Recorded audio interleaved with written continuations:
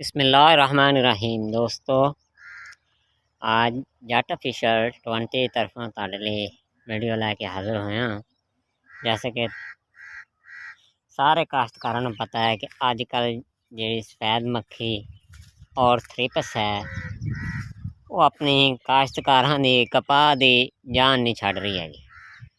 आ कपास तुहाडे अगे खड़ी है, इनू बीज का तो फिलहाल नहीं पता, लेकिन CKC3 भी असी इनू कह रहे हैं। CKC3 करके बीजा तुम चेक कर सकते हो। लेकिन सब तो ज़्यादा जोड़ा मसला आ रहा वो इस टाइम थ्रिप्स तो इनके हड्डां चों नहीं निकल रही। थ्रिप्स इसके हड्डां चों नहीं निकल रही तो कि सफेद मक्खी उनकी वजह तो आ थल्लो थल्लो पत्ते सारे काले हो गए ने। ते पहलियां जड़ियां स्प्रेवां ने FMC दियां वो भी बड़ियां दोहराइयां ने। जैसे बैप्रोफिजन हो गई उन्होंने, उस तो बाद नाल छोटियां थ्रिप्स दियां क्लोरफिनापायर वगैरह। लेकिन उस तो बाद फिलहाल इन 4 स्प्रेवां कर चुके हैं।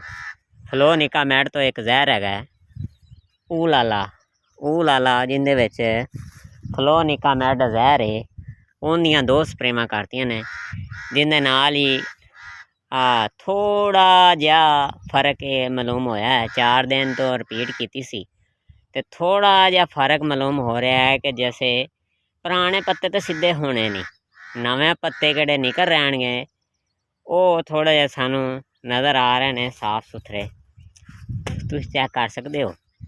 ते दोस्तों ये किहड़ी कपास है ना, ये तो बहुत ज़्यादा बंदे दा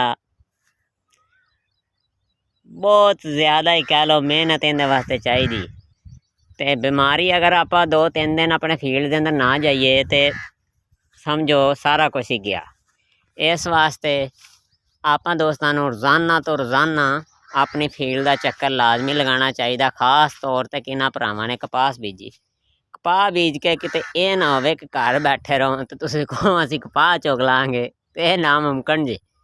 मेरे भरावो अपनियां कपाहां नूं लाजमी गेड़ा मारो। ते बारिश का मौसम है, बारिश तो बाद जी थ्रिप्स ये भी आ गई, गुलाबी सुंडी भी आ गई। ते हुण ना चल सो चल काम। अगर तुहानू मेरी वीडियो अच्छी लगती है अपने दोस्तों के शेयर करो। ते तुहानू जहरां दे नाम दस्से ने, फ्लोनिकामेड के नाम तो जिहड़ी मर्जी कंपनी का लैके करो, ये बेस्ट है। खर्चा भी दरम्याना जिहा चेक कर सकते हो। ते ओके, अल्लाह हाफिज़।